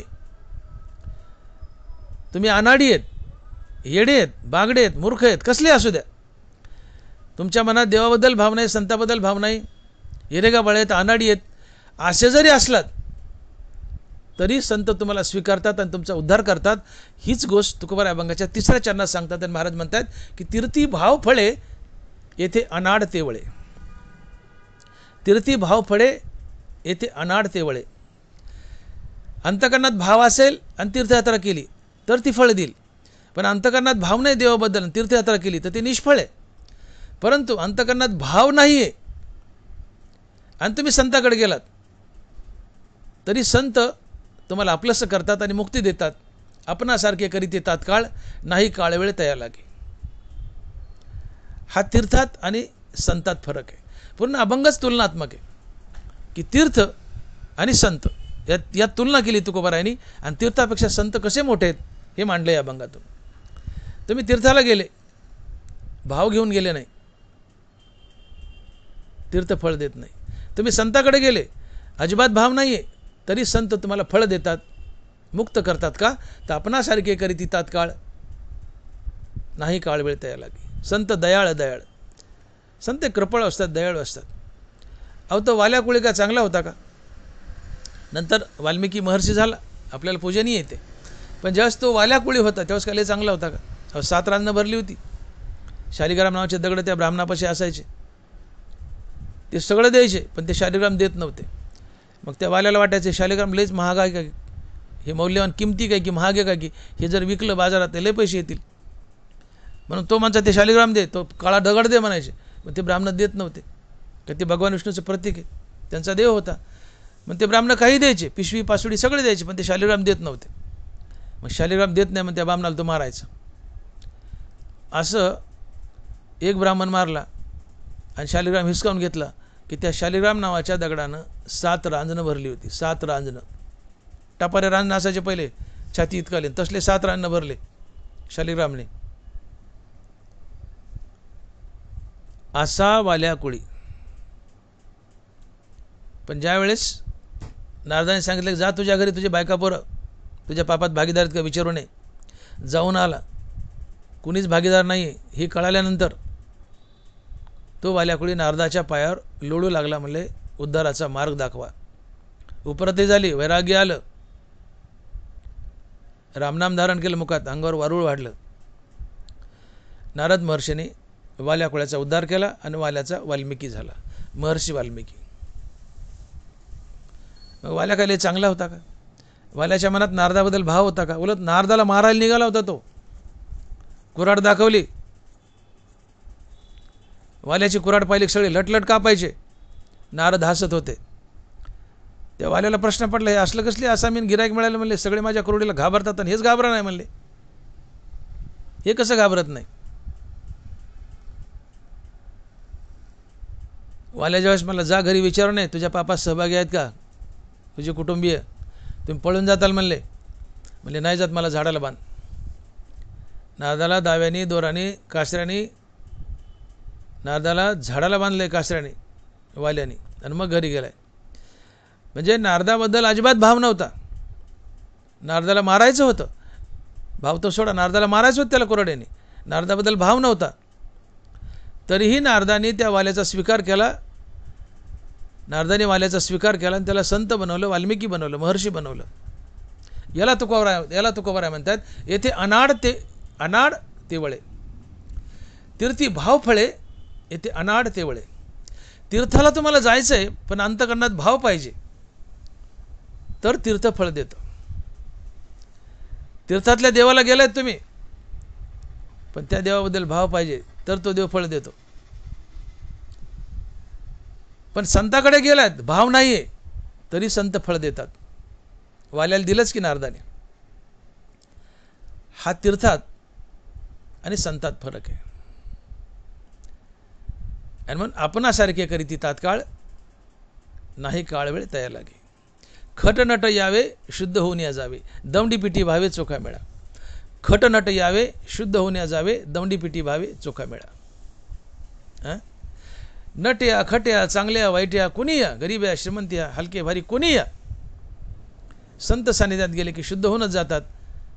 संत दयाळ असतात, कृपळ असतात, आमचे मायबाप असतात. ते त्यांच्यासारखं आम्हाला करतात. आणि म्हणून तुकोबाराय म्हणतात की आपणासारखे करीती तात्काळ नाही काळ वेळ तया लागे. आपणासारखे करीती तात्काळ नाही काळ वेळ तया लागे. आणि म्हणून हा तुलनात्मक अभ्यास लक्षात घ्या. तुकोबारायांनी या अभंगात तुलना मांडली तीर्थाची आणि संताची, की दोन्ही मोक्ष देत आहेत. पण तीर्थ मोक्ष मेल्यावर देतं आणि ते भाव असेल तर. संत मोक्ष जिवंतपणेच देतात. भाव नसला तरीही हा संताचा ग्रेटनेस. तेच अनाड म्हटले. येथे अनाड तेवळे. संताला तुम्ही शरण जा नका जो संत सानिध्यात गेला. वाल्या का शरण गेलता का? अपघाताने भेट झाली दोघांची सहज, पण तरी नारदाला दया आली. नारदाने सहज भेट झाली त्या वाल्याची, त्याच्यावर कृपा केली आणि त्याला संत बनवलं. नारदाबद्दल कुठला भाव नाही, देवाबद्दल भाव नाही. ते पापी होता, माणसं मारीत होता, अनाड होता. असा अनाडही भावरहित संताकडे गेला तर ते जिवंतपणे मोक्ष देतात अशा अनाड्याला. पण तीर्थाकडे गेलात ते भावच घेऊन जावं लागतं. भाव नसेल तर मोक्ष मिळत नाही. मग तीर्थ भाव असेल तर मुक्ती देईल, ते मेल्यावर देईल. संत भाव नसला तरी मुक्ती देतील आणि जिवंतपणे देतील. आणि म्हणून महाराज म्हणतात की तीर्थी भाव फळे येथे अनाड तेवळे. तीर्थी भाव फळे येथे अनाड तेवळे. आणि शेवटच्या चरणात तुकोबाराय म्हणतात की तुका म्हणे पाप गेल्या कळे ताप. तुका म्हणे पाप गेल्या कळे ताप. तुकोबाराय म्हणतात की तुम्ही संतांना शरण गेले तर तुमची पापं जळतात. तुका म्हणे पापे जाती संतांची अजपे. तुका म्हणे पापे जाती संतांची अजपे. आणि याउलट पुण्यवंत व्हावे घेता सज्जनांची नावे. संताच्या नाम जपानं पाप जातात आणि पदरी पुण्य येतं. जसं विठ्ठल म्हणता हरले पाप पदरी आले पुण्य माप. त्याच टाईपमध्ये तुका म्हणे पापे जाती संतांच्या अजपे. पुण्यवंत व्हावे घेता सज्जनांची नावे. संत नाम जपानं ज्ञानदेव तुकाराम हा जाप केला तर पाप जातात, पदरी पुण्य येतं. आणि पदरी पुण्य आलं त्यांच्या कृपेने. पाप गेलं पदरी पुण्य आलं. ते तुमच्यावर कृपा करतात, तुम्हाला संत तर बनवतातच. पण तो संत कृपेने तुमचा त्रिविध ताप जातो. संत कृपेने तुमचा त्रिविध ताप जातो. आणि तुमचा त्रिविध ताप गेला की तुमची पापं कटली हे सिद्ध होतं. हेच महाराज बोलतात की तुका म्हणे पाप गेल्या कळे ताप. तुमचं पाप गेलं हे कधी कळेल की ज्यावेळेस तुमचे त्रिविध ताप गेलेत संत कृपेने, तेव्हा तुमचं पाप गेलं हे कळेल. चरण नीट आहे का? फोडावं लागतंय. तुका म्हणे पाप गेल्या कळे ताप. संत कृपेने तुमचा त्रिविध ताप गेला तेव्हा हे सिद्ध होतं की तुमच्या जीवनातली पापं संत कृपेने नाहीशी झाली आहेत. आधी तुमचा त्रिविध ताप जावा लागतो. त्रिविध तापाची झाली बोळवणं देखील चरण वैष्णवांचे. नाथ महाराज वैष्णवांचे संतांचे चरण पाहिले अर्थात संतपेटी झाली की तुमचे त्रिविध ताप जातात. आणि त्रिविध ताप गेले की हे सिद्ध होतं की तुम्ही निष्पाप झाले आणि आता मोक्ष द्यायला हरकत नाही, संत तुम्हाला मुक्ती देतात. यालाच महाराज म्हणतात की तुका म्हणे पाप गेल्या कळे ताप. हे त्रिविध ताप 3 प्रकारचे आहेत.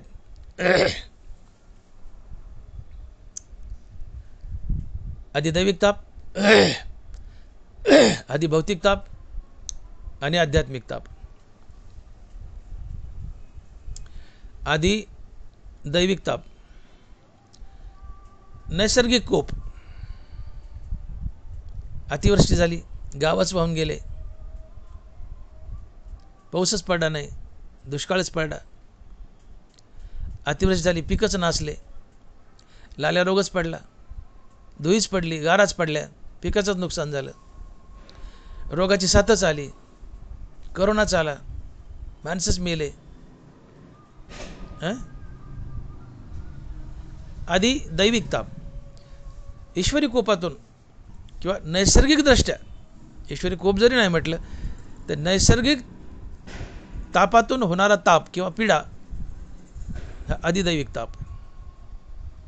नाना प्रकारची संकट आली, दुष्काळच पडला, अतिवृष्टी झाली, गावच वाहून गेले, दुष्काळ पडला, प्यायला पाणीच नाही आहे, गाराच पडल्या, हिवच पडलं, धुईच पडली, पिकच जळाली, पानच करपले, लाल्या रोगच पडला वगैरे वगैरे. नैसर्गिक संकट येतात, त्यातून होणारा ताप तो आधी दैविक ताप.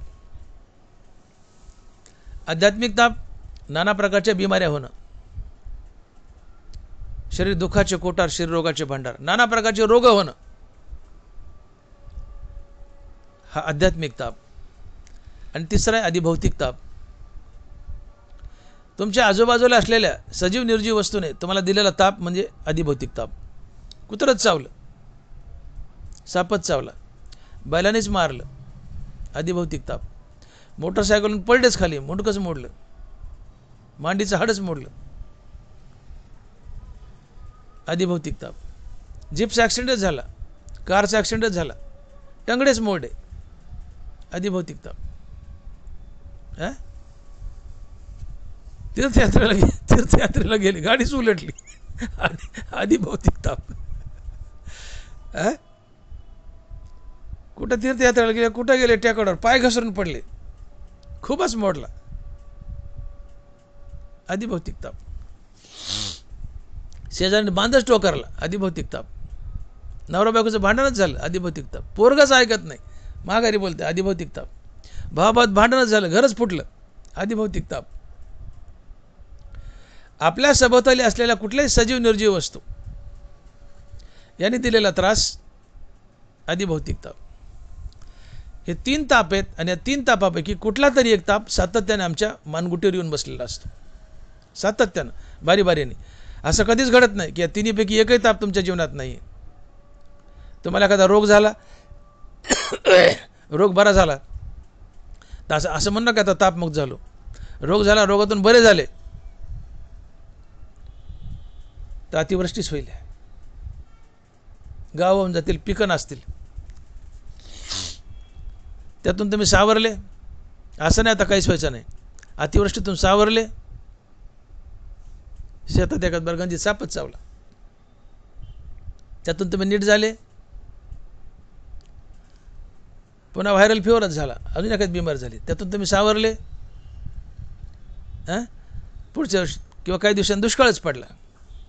म्हणजे या 3 तापापैकी कुठला तरी एक ताप सातत्याने बारी बारीने तुमच्या मानगुटीवर येऊन बसतोच. असं कधीच घडत नाही की या 3 तापापैकी कुठलाच एक ताप तुमच्या जीवनात आला नाही. कायमचा तर नाही, पण काही दिवसाकरता सुद्धा. असा महिना गेलाय, या महिन्यात अपघात नाही, नैसर्गिक कोप नाही, रोगराई नाही, बिमारी नाही, फिमारी नाही, ॲक्सिडेंट नाही, कुत्रं नाही, साप नाही, काही चावलं नाही, घरात भांडण नाही, तंटा नाही, काही नाही, सगळं सुजलाम सुफलाम आहे, असं कधीच घडत नाही. या 3 तापापैकी कुठला तरी एक ताप बारी बारीनं तुम्हाला छळतोच, तुमच्या मानगुटीवर येऊन बसतोच, तुम्हाला पीडा देतोच. आणि या त्रिविध तापाची बोळवण म्हणजे जाणे, आपण लेकीला बोळवण केली म्हणतो, बोळवण म्हणजे पाठवणे. ते टिपणीचा फण असतो पहा, 3 फणं असतात, ते बाजूचे 2 चालतात, पण मधला फण नेहमी असं चोनल्या जातो, त्यातून बिघडत नाही. मग तो टिपण वर करतो वाकडी आणि त्या मधल्या फणाच्या पोंगळीत बोट घालतो, ते बळबळ दाणे खाली करतात आणि मग आता बोळायला लागले. बोळवण म्हणजे जाणे. बोळवण म्हणजे आपल्याकडे काय शब्द की लेकीची बोळवण केली म्हणजे कपडे घेतले म्हणजे बोळवण, असं नाही आहे. कपडे घेणे हा आहेर असतो किंवा त्याला काही म्हणा, कपडे म्हणजे बोळवण नाही आहे. बोळवण म्हणजे पाठवणे. लेकीची बोळवण केली म्हणजे लेक सासरी पाठवली. तिथं नाथ महाराज म्हणतात की त्रिविध तापाची झाली बोळवण, देखील आहे चरण वैष्णवांचे. त्रिविध तापाची झाली बोळवण म्हणजे त्रिविध ताप तुमच्या जीवनातून हाकलून दिले, पाठवले, याला म्हणजे त्रिविध तापाची झाली बोळवण. पण ती कधी होते बोळवण, अर्थात त्रिविध ताप कधी जातात, देखील आहे चरण वैष्णवांचे.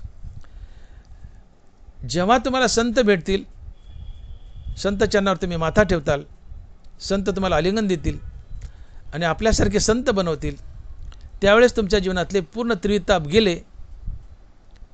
आणि मग त्रिविध ताप गेले की तुमच्या जीवनातलं पाप गेलं हे सिद्ध होतं आणि तुम्ही संत झाले हे सिद्ध होतं. हेच तुकोबार आहे. अभंगाच्या 4थ्या चरणात म्हणतात आणि महाराज म्हणतात की तुका म्हणे पाप गेले गेल्या कळे ताप. विठोबाय रखुमाई, जय जय विठोबाय रखुमाई, विठोबाय रखुमाई, जय जय विठोबाय रखुमाई, विठोबाय रखुमाई. यथामती आपण अभंगाचा भावार्थ पाहिलाय. तुकोबाराय म्हणतात की तीर्थी दोंडा पाणी देव रोकडा सज्जनी, मिळाल्या संत संग समर्पिता भले अंग, तीर्था भाव फळे येथे अनाड ते वळे, तुका म्हणे पाप गेले गेल्या कळे ताप. तुकोबारायांनी या अभंगात सारांश बोलतो मी. तुकोबारायांनी या अभंगात तुलनात्मक अभ्यास मांडलाय. तीर्थाची आणि संतांची तुलना केली. महाराज म्हणतात की तीर्थी दोंडा पाणी देव रोकडा सज्जनी. तीर्थ काय असतं तर तीर्थात एक धोंडा असतो आणि आजूबाजूला पाणी असतं. मंदिर असतं, मंदिरात धोंडा असतो, आजूबाजूला पाणी असतं. या धोंड्यामध्ये या दगडामध्ये देव विराजमान असतो आणि त्या तीर्थातल्या पाण्यातही देव विराजमान असतो. तीर्थातील धोंड्यात आणि पाण्यात देव आहे. हा तीर्थातील धोंड्यात असलेला देव मुक्ती देतो, पण तुम्ही मेल्यावर मुक्ती देतो, उशिरा देतो. इथं मुक्ती उधार आहे, रोख नाही. पण संत असे नाही आहेत. तुकोबाराय म्हणतात संत असे नाही आहेत. संत नगद तात्काळ मुक्ती देतात आणि जिवंतपणीत देतात. आणि म्हणून संत तीर्थातल्या देवापेक्षाही मोठे आहेत. संत तीर्थातल्या देवापेक्षाही मोठे आहेत. आणि म्हणून असे संत की जे जिवंतपणे तुम्हाला मुक्ती देतात, अशा संतांची शरणागती करा. तीर्थाचं आकर्षण कमी करा. याचा अर्थ तीर्थाला जाऊ नका असंही नाही आहे. तीर्थयात्रा जरूर करावी आणि ती हरिनाम घेत घेत करावी, पण त्याचा लहाडा करू नये किंवा पिच्छा पुरू नये. तीर्थ तीर्थ तीर्थ तीर्थ असं करू नये. आणि केलं एखाद्याने तर ते हरिनाम घेत घेत करावं, तीर्थाचे नियम पाळून करावे. पण तरी महाराज म्हणतात की करायची तर मोजके तीर्थ करा, जास्त लाव घेऊ नका. तीर्थापेक्षा तुम्ही संतांकडे झुका. तीर्थ मोक्ष देईल कधी तुमच्या अंतकरणात भाव असेल त्या तीर्थाबद्दल, देवाबद्दल, आणि तोही मोक्ष मेल्यावर देईल. पण संत तसे नाहीत. संताबद्दल तुम्हाला भाव असो की नसो, ते मुक्ती देतील आणि जिवंतपणे देतील. हा फरक आहे तीर्थ आणि संतात. आणि म्हणून तुम्ही तीर्थाचा जास्त नाद किंवा लाव घेऊ नका. तीर्थापेक्षा तुम्ही संतांकडे झुका. आणि संतांकडे झुकण्याचं माध्यम आहे कीर्तन, प्रवचन, हरिकथा. तात्पर्य तुम्ही सातत्यानं होईल तेवढे हरिकथा ऐका, कीर्तन ऐका, प्रवचन ऐका. सप्ताहामध्ये जा, सत्संगतीत जा. सत्संगतीत गेलं की तिथं जे पात्र संत आहेत, कीर्तनकार वेगळा आणि खरा संत वेगळा. तुमच्या नजरेत जर समोरचा मनुष्य कीर्तनकार तर आहे, परंतु तो संतही वाटतो तुम्हाला, तर त्याला आपलं शरीर, आपलं अंग समर्पण करा.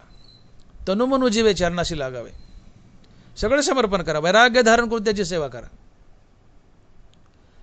मग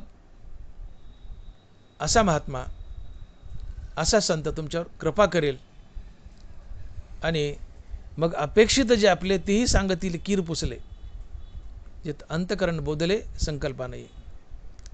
तुम्ही विचाराल ते सांगतील, तुम्हाला आत्मज्ञान देतील, मुक्ती देतील. एकदा मुक्ती मिळाली, तुम्हाला आत्मबोध झाला की पुन्हा तुमचं अंतकरण वापस संसारात येणार नाही. त्यातले संकल्प विकल्प कायमचे निघून जातील. परंतु संतांची तनुमनु जीवे सेवा करावी, तनुमनु जीवे चरणाशी लागावे. का तर संत ज्ञानाचा कुरुटा आहेत. आणि ज्ञानाचा कुरुटा तुम्हाला हस्तगत करायचा तर तिथं दारवंटा हा सेवा आहे. ते ज्ञानाचा कुरुटा ते तर सेवा हाची दारवंटा. स्वाधीन करी सुबटा वळवणे. सेवा संतांची तनुमनु जीवे सेवा कर. आणि संतांचं ज्ञान हस्तगत करायचं तर त्या भंडारापर्यंत जाण्यासाठी मार्ग काय तर संतांची सेवा आहे. तिथं सेवा हाची दारवंटा. तात्पर्य तू संत शरणागती कर, मनोभावे संतांची सेवा कर, वैराग्य धारण करून संतांची सेवा कर, आपलं सर्वस्व संताला समर्पण कर. तनुमनु जीव त्यांची सेवा कर, ते सांगतील तसं ऐक, निष्काम कर्म, निष्काम हरिनाम घे आणि बाकीची सेवा कर. मग काय होईल? संत तुझ्यावर कृपा करतील, आपलंसं करून घेतील, आपल्यासारखं बनवतील, अर्थात मुक्ती देतील. आपणासारखे करीती तात्काळ, नाही काळ वेळ तयार लागे. परंतु संत शरणागती न करता तू जर नुसत्या तीर्थाचाच पिच्छा पुरवलास, संताकडे पाठ फिरवली आणि सारखा तीर्थयात्रेलाच पळू लागलास आणि त्या तीर्थातल्या देवाबद्दल आणि तीर्थाबद्दल तुझ्या मनात भाव नसेल आणि तीर्थाला तर पळतोय, तर तुझी तीर्थयात्रा सफल होणार नाही, ती निष्फळ होईल. कारण अंतकरणात भाव नसेल तीर्थाबद्दल आणि त्या तीर्थातल्या देवाबद्दल, तर तीर्थ तुम्हाला फळ देत नाही. महाराज तेच सांगतायत की तीर्थी भाव फळे येथे अनाडते वळे. तीर्थाला जायचं तर रामराम म्हणतच जावं, रामराम म्हणतच यावं, हा भाव असतो. आणि नामस्मरण घेतलं नाही तीर्थाला जाता येताना, अर्थात तीर्थाबद्दल भाव नसेल तर तीर्थयात्रा व्यर्थ आहे. त्रिवेणी संगमी नाना तीर्थे भ्रमी, चित्त नाही नामी तरी ते व्यर्थ. आणि मग तीर्थाचा लाभ घेऊ नका. लाभ हा गावरान शब्द आहे, म्हणजे पिच्छा पुरू नका. तीर्थाचा लाभ घेऊ नका, तीर्थाचा पिच्छा पुरू नका. मोजकी तीर्थ करायचे तर, पण जगात देशात जेवढे तीर्थ आहेत त्याच्यासाठी आटापिटा करू नका. पंढरपूर, देहू, आळंदी, पैठण यासारखी महातीर्थ करा आणि ते तीर्थाचे नियम पाळून करा. रामराम म्हणत जा, पंढरीला रामराम म्हणत या, पंढरी ते रामराम म्हणा, तीर्थयात्रा सफल होईल. अर्थात अंतकरणात भाव धरा, नामस्मरण घ्या आणि तीर्थाला जा. ते मोजक्याच तीर्थाला जा, पंढरीसारख्या वगैरे.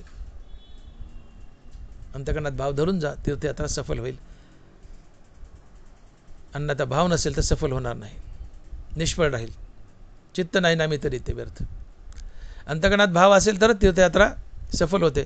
पण संतांचं तसं नाही. तुमच्या अंतकरणात भाव नसेल आणि संतांना शरण गेले, तुम्ही अनाडी आहेत, तुमच्या अंतकरणात भाव नाही आणि संताला शरण गेले, तरीसुद्धा संत तुमचा स्वीकार करतात आणि आपणासारखे करीती तात्काळ, नाही काळ वेळ तयार लागे.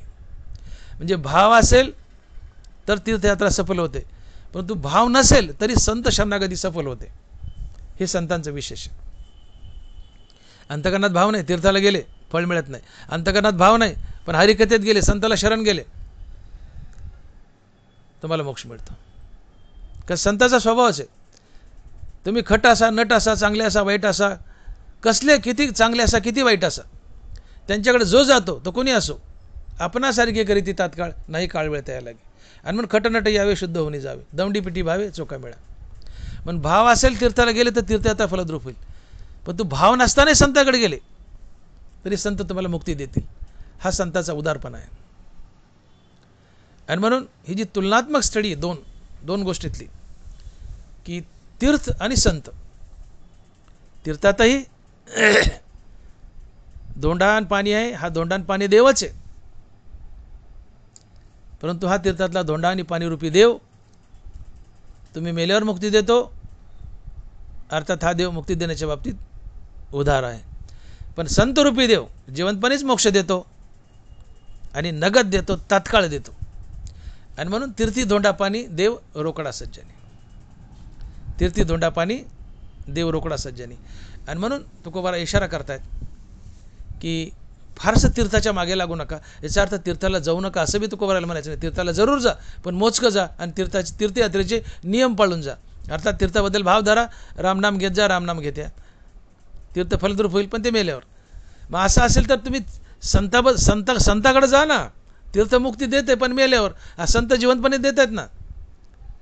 पण जास्तीत जास्त संतांच्या सहवासात या, हरिकथेत या, कीर्तनात या, प्रवचनात या, संत जिवंतपणेच मोक्ष देतात. आणि म्हणून महाराज म्हणतात की तीर्थी धोंडा पाणी देव रोकडा सज्जनी. ज्ञानेश्वर माऊली ज्ञानराज माऊली तुकाराम, ज्ञानेश्वर माऊली ज्ञानराज माऊली तुकाराम. जय विठ्ठल जय जय विठ्ठल. बोली लिले कुरे वेडी वाकुडी उत्तरे, करा क्षमा अपराध महाराज तुम्ही सिद्ध. नाही विचारिला अधिकार मी आपुला, करा क्षमा अपराध महाराज तुम्ही सिद्ध. तुका म्हणे ज्ञानेश्वरा राखा पाया पै किंकरा, करा क्षमा अपराध महाराज तुम्ही सिद्ध.